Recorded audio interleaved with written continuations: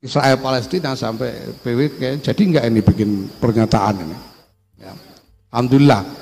Nah, termasuk Israel Palestina ini adalah sisa-sisa residu dari tatanan lama yang kemudian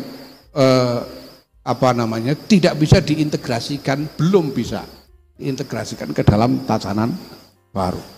Kenapa? Karena eksistensi masing-masing sekali lagi diinisiasi bukan oleh sejarah yang asli berkembang di wilayah itu.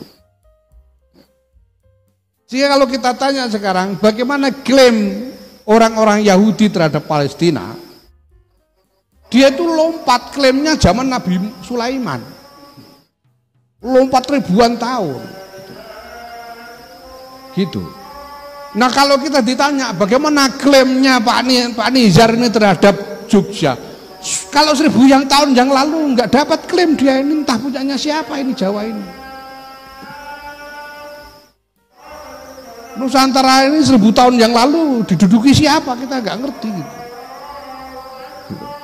Nah orang-orang Yahudi ini ngambil klaimnya dari zamannya Nabi Sulaiman, zamannya Nabi Daud, zamannya Yusha bin Nun, klaimnya itu. Tapi berhasil didirikan karena diinisiasi oleh kekuatan-kekuatan besar pemenang Perang Dunia Pertama dan Kedua.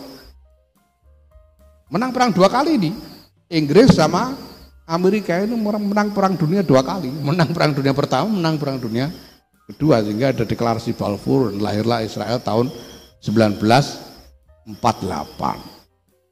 Ya. Tapi lagi-lagi ini belum integrated ke dalam tatanan yang baru karena semuanya masih sengketa. Dia deklarasi tapi banyak negara lain tidak mengakui keberadaannya. Dia deklarasi tapi di mana batas-batas wilayahnya sampai sekarang masih dalam sengketa. Nah,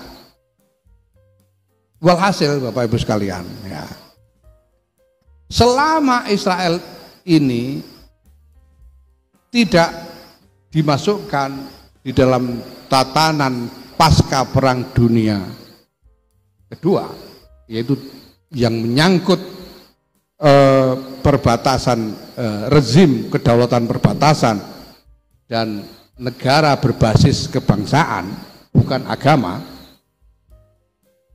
Selama itu pula sebetulnya Israel ini masih punya ruang untuk mengklaim modus operandi pra Perang Dunia Pertama.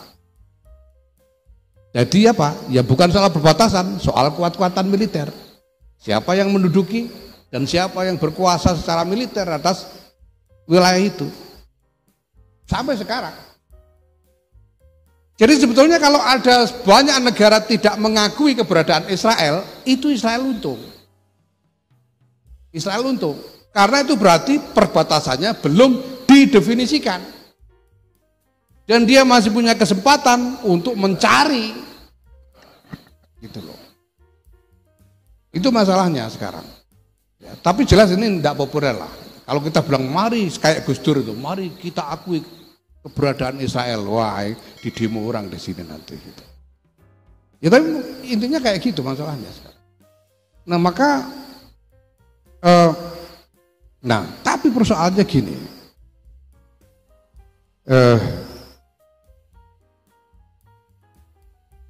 Kita ini berhadapan dengan realitas yang memang apa boleh buat, ya, kita harus memprosesnya dengan strategi yang lebih decisive, strategi yang lebih jelas, yang lebih mengarah kepada jalan keluar.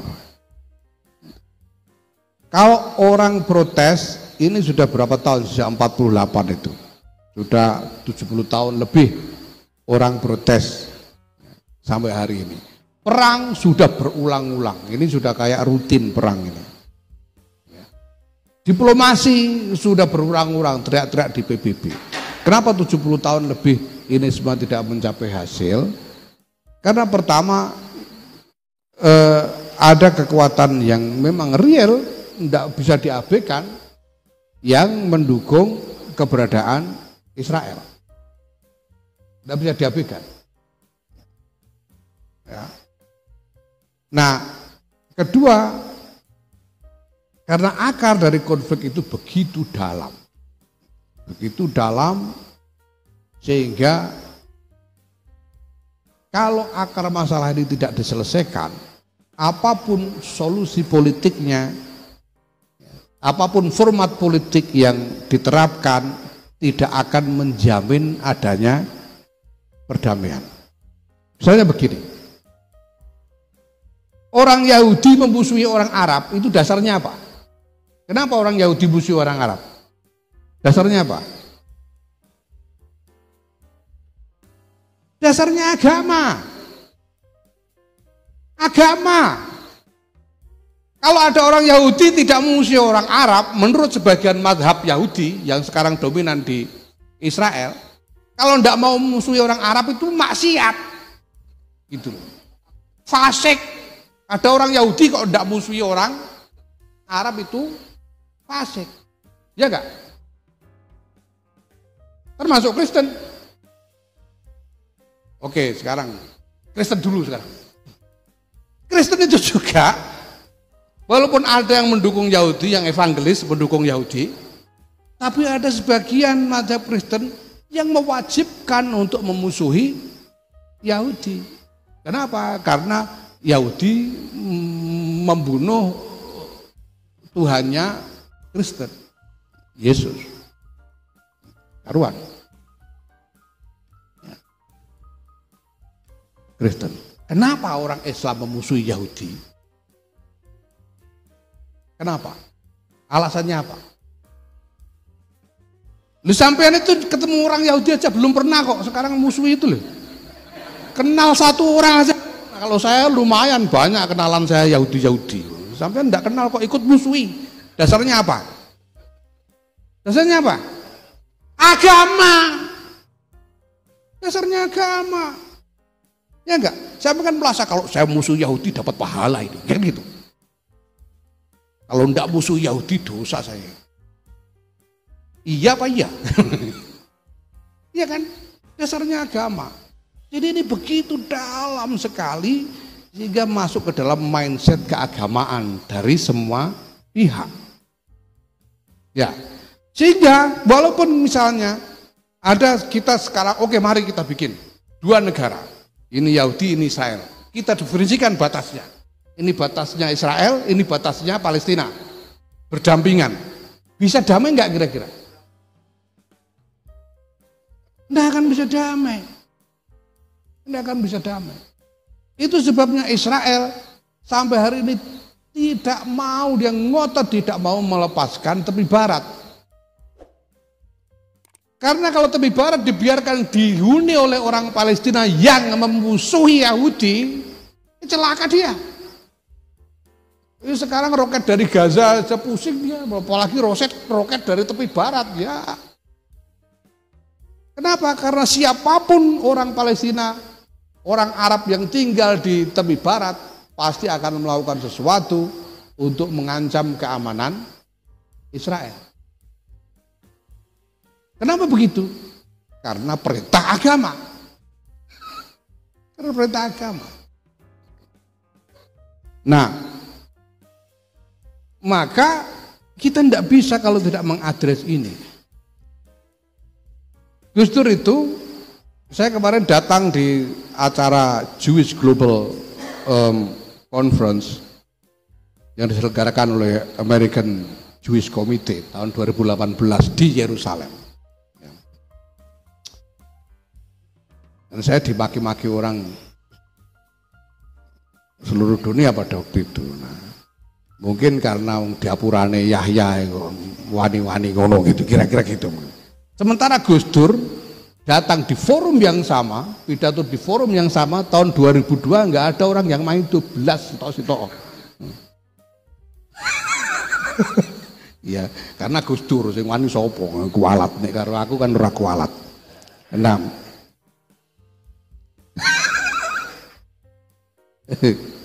Gak kuat. Ya tapi ya saya harus katakan bahwa itu bukan keputusan yang mudah. Kenapa saya berani melakukan itu? Pertama karena saya butuh. Karena saya butuh. Saya itu punya satu proposal yang saya yakin sekali bahwa ini harus dilakukan. Tapi membutuhkan portofolio yang kuat, membutuhkan ketokohan yang kuat untuk melaksanakan. Tokohan yang kuat itu ya misalnya ya apa presiden, apa ketua NU, ketua partai gitu loh. Nah proposal ini saya tawarkan kemana-mana nggak laku, nggak ada yang mau. Tapi karena saya yakin sekali ini harus dilakukan, saya bilang ini harus ya terpaksa harus saya lakukan sendiri. Tapi saya ndak punya suara. Sopo sekarang rungokno Katib Am iku lho, bekaka sopo. Wong Arab ae mbok oneni Katib Am ora mudeng. Wong ki Arab Jawa. Jabatan kok Katib Am bekaka sopo enggak ada yang ngerti. Maka saya butuh caper terus terangnya itu. Gimana supaya orang mau mendengarkan saya? Ini yang pertama. Tapi saya juga gak berani begitu saja. Makanya ketika diundang, ini undangan antar teman. Jadi kalau ditanya itu atas nama PBNU, atas nama siapa? Bukan atas nama siapa-siapa, suratnya aja gak ada kok. Suratnya itu loh gak ada.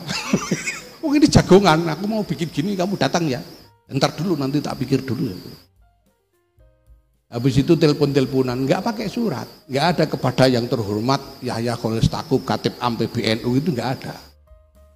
Apalagi Yahya Khalil Stakuf Bantim Pres itu tambah nggak ada lagi, kalau saya belum jadi Bantim. Ini saya nggak berani begitu saja. Saya minta waktu, kemudian teman yang apa namanya menjadi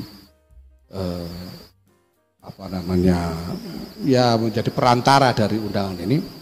Saya bilang datanglah ke Indonesia, nanti saya ajak ketemu dengan guru-guru saya di sini. Dia datang ke Indonesia dan saya ajak sowan Kiai Maimun. Dan saya terang-terangan matur Kiai Maimun niku wonten rencang kula tiyang Yahudi. Badhe kula jak sowan mriki napa pareng. Ya mun kersa, ya kene. Saya ajak sowan Kiai Maimun. Kiai Maimun dalam pertemuan itu hanya Kiai Maimun yang ngendikan sampai 4 jam, mulai jam 9 pagi sampai jam 1 siang. Kiai Maimun tidak berhenti ngendikan, termasuk soal isu Palestina, sampai cerita mulai zaman Nabi Nuh segala gitu. Pulang dari sana teman saya Yahudi dia bilang sekarang saya mutlak yakin bahwa jawaban dari segala kemelut global hari ini ada di dalam Nahdlatul Ulama. Itu bahasa dia, ini kalimat dia. Now I am absolutely convinced that the answer for all this global disaster lays within Nahdlatul Ulama. Itu kata dia. Dan itu saya matur kepada Lek gini. Ada undangan ini terus. Lek nanyanya, gue neng kono arep ngomong apa? Ya kula ajeng nirutno Kiai Maimun mawon.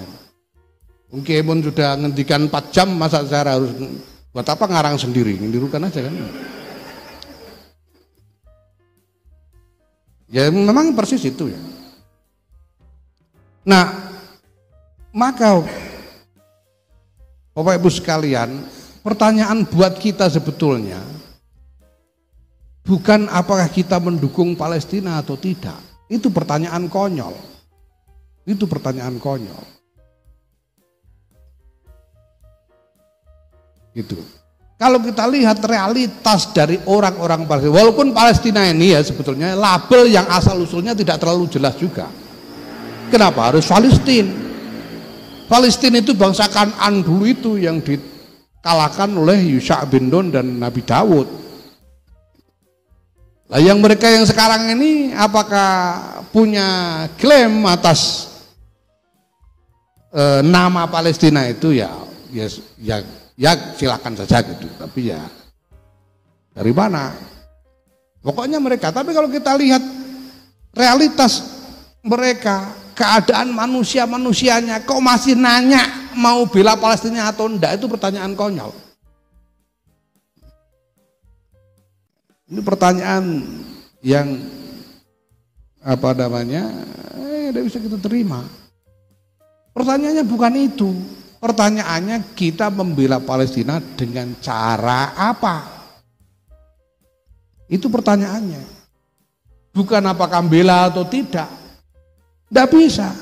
Orang-orang Israel itu sendiri menyadari kok tidak mungkin orang Indonesia kok tidak bela Palestina, itu dari mana? Tidak bisa. Itu yang saya bilang waktu di Truman Institute di Yerusalem pada waktu itu. I am here for Palestine. You invite me because I am for Palestine. Saya bilang. Mereka ngundang saya itu karena mereka tahu saya pro Palestina gitu loh. Kalau enggak, buat apa saya diundang? Gitu loh.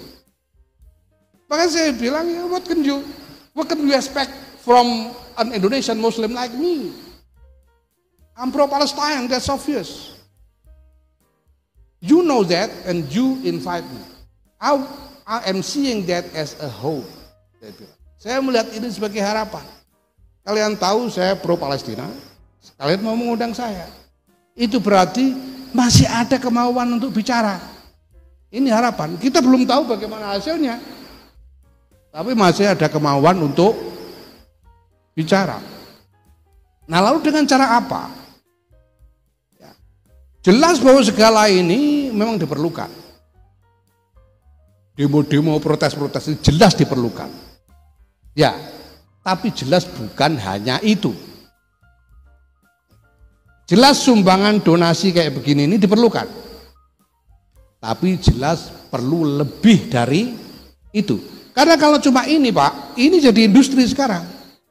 Di dunia ini sekarang ini tumbuh industri namanya industri bantuan Palestina. Saya sudah omongkan ke banyak teman, ayo kalau mau saya ajari caranya. Supaya bisa hidup dengan mengelola bantuan untuk Palestina. Enggak korupsi Pak, enggak, sah ini. Sah serius. Gimana caranya? Sudah ini saya bikin aja nanti supaya umum, banyak orang yang ini ya. Ini ijazah umum. Gini caranya, ini sudah di praktek yang dilakukan di semua berbagai belahan dunia. Caranya begini, sampean bikin yayasan. Ya, ini yayasan dengan direktur, divisi-divisi, termasuk divisi keuangan, divisi ekspedisi, divisi relawan dan sebagainya ya. Sudah. Lalu tetapkan gajinya. Berapa gaji direktur, berapa gaji manajer keuangan, berapa gaji manajer ekspedisi, tetapkan gajinya. Fair aja, tetapkan gajinya. Pantasnya berapa? Ya, lalu galang dana dari masyarakat. Kalau sampean bisa sebulan dapat katakan 1 miliar dana dari masyarakat, yang 200-300 juta buat bayar gaji, selebihnya kirim ke Palestina. Tidak korupsi Pak, tidak ada korupsi, sah. Lah kamu kok dapat 50 juta setiap bulan gaji kok? Gaji sah. Ya, nah ini yang belum punya kerjaan-kerjaan ini bisa dipraktekkan nanti ya. Jadi gitu caranya, enak. Kirim aja. Sekarang bagian ekspedisi, bagian relawan semuanya butuh biaya. Harus dibiayai, duit dari mana? Kalau enggak dari penggalangan dana. Nah, saya tidak tahu ini nanti disalurkan kemana, tapi nanti pasti masuk di dalam manajemen itu. Gitu. Dan ini sudah menjadi industri besar. Dan ini kan ada wilayah-wilayah yang renes, ada yang enggak pakai renes. Indonesia ini enggak pakai renes saja nih gitu. Yang renes itu bangsa Inggris, Kanada itu renes. Jadi penggalangan dananya bisa dapat besar sekali. Makanya para pengelola itu bisa jadi miliarder di sana itu. Tapi tidak masalah karena nggak ada korupsi, nggak ada korupsi. Ya. Tapi bisnis ini hanya akan bertahan hidup selama orang Palestina masih menderita. Kalau orang Palestina sudah sejahtera, bisnisnya mati. Itu masalahnya. Nah, maka kita perlu lebih dari ini. Ada diplomasi antar negara seperti yang dilakukan oleh pemerintah kita, mendesak PBB. Ya. Tapi kita tahu ini juga sudah 70 tahun lebih sejak Bung Karno. Sejak Bung Karno. Kenapa tidak bisa mendapatkan hasil yang decisif? Kenapa? Tidak ada kesimpulan lain kecuali bahwa itu belum cukup. Kita perlu lebih dari itu. Kita perlu lebih dari sekedar demo, kita perlu lebih dari sekedar penggalangan dana, kita perlu lebih dari sekedar diplomasi antar pemerintahan. Kita perlu lebih. Nah, harus ada yang mengerjakan yang lebihan yang belum dikerjakan ini, walaupun sulit sekali. Walaupun sulit sekali. Sulit sekali. Nah, kemarin banyak orang nanya, saya tahu di media sosial, mana stakuf gitu kan. Dari kemarin. Ya saya betah-betahkan aja, sudahlah enggak apa-apa. Kemarin juga sudah dipisui, masa sekarang kaget gitu. Tidak masalah gitu. Nah, kenapa ya? Karena saya sedang berikhtiar untuk lebihan ini tadi, yang belum ini. Ini saja baru rintisan. Ini saja baru rintisan. Yaitu melakukan ikhtiar dalam arena agama, seperti yang saya jelaskan tadi. Karena ini bukan hanya masalah politik, bukan hanya masalah militer, tapi masalah agama. Tahun 2002 Gus Dur itu datang di forum seperti saya tadi, dan di dalam diskusi dengan rabi-rabi Yahudi itu ada rabi Yahudi yang usul namanya David Rosen, yang kemudian mewawancarai saya pada tahun 2018 kemarin di acara yang sama. Namanya David Rosen. David Rosen ini usul supaya di dalam seluruh upaya perdamaian Israel Palestina ini ditambahkan satu elemen yang selama ini tidak pernah diperhitungkan, yaitu elemen agama. David Rosen usul begitu. Lalu Gus Dur komentar, ini usul yang bagus. Tetapi kita harus ingat bahwa di dalam masing-masing agama itu sendiri ada masalah yang lebih dulu harus diselesaikan sebelum agama bisa berkontribusi untuk perdamaian. Kalau kita ini masih meraja wajib membunuh orang Yahudi, ya bagaimana kita mau mendamaikan? Ya, kalau orang Yahudi masih merasa berhak menjajah orang non-Yahudi, bagaimana agama Yahudi bisa mendamaikan? Kalau orang Kristen masih merasa Yahudi ini harus dimusnahkan dari muka bumi kayak zamannya Hitler itu bagaimana bisa mendamaikan? Nah, maka kita harus address ini pertama-tama. Dan ini bukan masalah gampang, sulit sekali. Masalah yang sulit sekali. Tapi kita harus mulai. Dan mulai itu berarti memilih. Kita mau pilih damai atau pilih perang lagi, itu pilihan, Pak. Gitu. Karena kalau soal dalil, perang itu dalilnya banyak. Kalau mau milih perang, dalilnya juga banyak. Insya Allah ora dosa, insya Allah. Milih perang itu.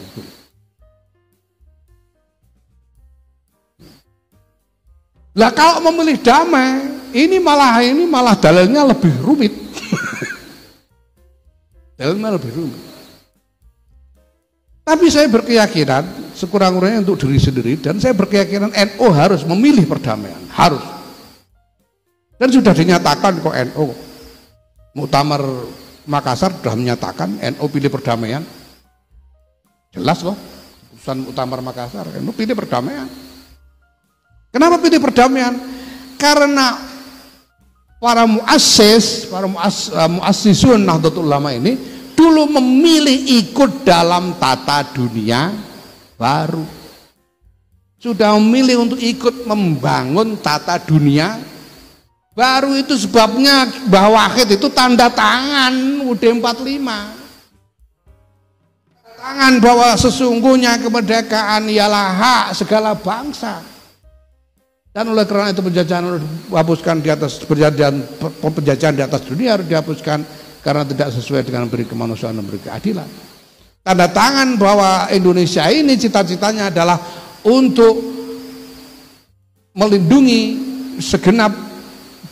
seluruh tumpah darah dan segenap bangsa Indonesia, memajukan kesejahteraan umum, mencerdaskan kehidupan bangsa, dan ikut serta melaksanakan ketertiban dunia yang berdasarkan kemerdekaan, perdamaian abadi, dan keadilan sosial. Itu pilihan. Dalil yang disampaikan golek saiki dalile. Itu pilihan dari para muassis.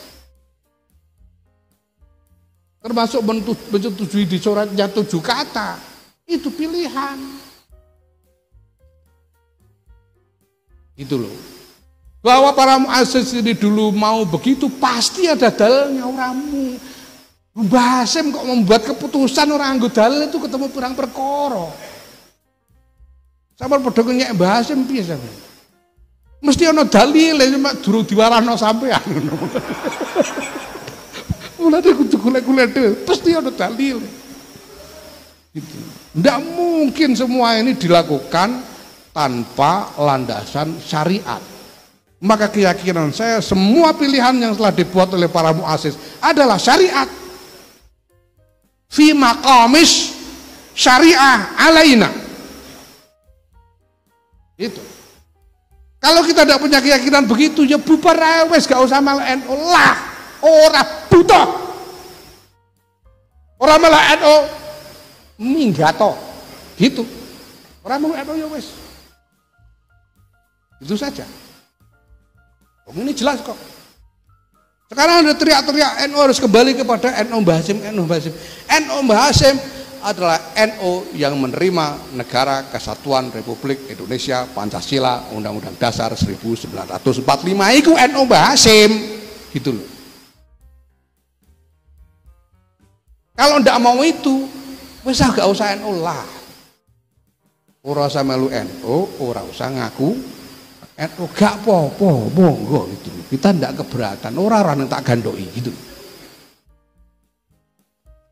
Ndak masalah, monggo mawon.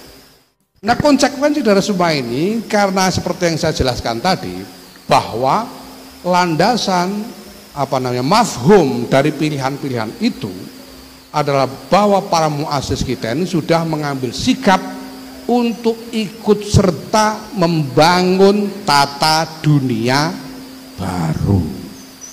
Ndak balik ke tata dunia lama sebelum Perang Dunia Pertama, ndak mau. Kita bangun yang baru.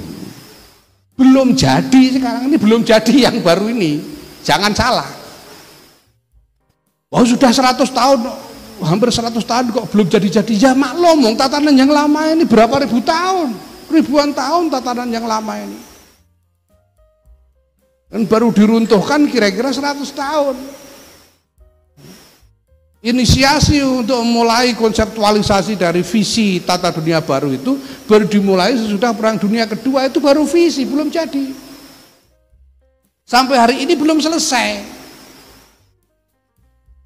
Nah, pilihan Nahdlatul Ulama apa? Pilihan Nahdlatul Ulama adalah ikut berkontribusi untuk menyempurnakan tata dunia baru ini, yaitu tata dunia yang menjamin kesetaraan di antara setiap manusia terlepas dari perbedaan latar belakang apapun. Tata dunia yang menjamin keadilan yang sejati, tata dunia yang harmonis didasarkan kepada rahmah, tata dunia yang didasarkan kepada akhlakul karimah. Itu yang kita inginkan. Maka Bapak Ibu sekalian, seperti yang saya uraikan tadi, kesimpulannya adalah bahwa ini bukan hanya soal konflik dari hari ke hari. Ini bukan hanya soal saling balas pernyataan, apalagi cuma dianggap konflik antara cebong dengan kampret atau kadrun dengan apa sebelahnya itu sekarang, kadrun dengan cebong. Bukan hanya soal itu, ini bukan hanya soal konflik senjata hari ke hari gitu. Apakah Israel ini harus dikecam? Ya pasti jelas harus dikecam. Itu. Nah sekarang tinggal sesudah ini apa? Sekarang ini sudah apa namanya? Gencatan senjata. Habis ini apa gitu loh? Apa kita nunggu tembak-tembakan lagi? Atau kita mengupayakan sesuatu yang maju dari yang sudah ada selama ini? Nah menurut saya yang sekarang yang belum dikerjakan, dan ini keyakinan saya adalah inspirasi dari apa yang disampaikan oleh Gus Dur pada waktu itu, bahwa kita perlu bergerak pada arena agama ini. Bahwa karena konflik ini salah satu akar utamanya adalah agama, maka kita harus melakukan sesuatu dari titik tolak agama. Setelah agama itu gimana? Bahwa agama ini harus kita kembalikan pada pesan utamanya, yaitu rahmah. Rahmah Islam jelas. Wa ma arsalnaka illa rahmatan lil alamin. Wacana seperti itu ada juga di Yahudi, ada rahamim di Yahudi. Di Kristen ada agape. Ini universal compassion, universal love and compassion. Cinta dan kasih sayang universal yang tidak membeda-bedakan latar belakang apapun. Ini pesan utama dari agama ini. Nah kalau sudah begitu, ya kalau kita sudah bisa kembalikan agama kepada pesan utama itu, ya para ulama ini harus dilibatkan dalam proses perdamaian. Gitu. Jangan cuma judulnya aja agama, tapi ulama nggak tahu apa-apa. Seperti yang dilakukan sekarang ini. Sekarang ini ada Abraham Accord antara Israel dengan Emirat dan Bahrain, ya kan? Judulnya agama, Abraham Accord, maunya kembali kepada puak Ibrahimiyah. Tapi ulama-ulama enggak terlibat. Rabi-rabi Yahudi juga gak tahu menau, pendeta-pendeta Kristen, pastor-pastor gak ada yang terlibat, gitu. Itu makanya tetap problematis. Nah ini yang kita, menurut saya perlu diserukan. Mari ulama dan agamawan ini diikut sertakan di dalam proses mengikhtiarkan perdamaian dengan syarat kembali kepada pesan utama tadi.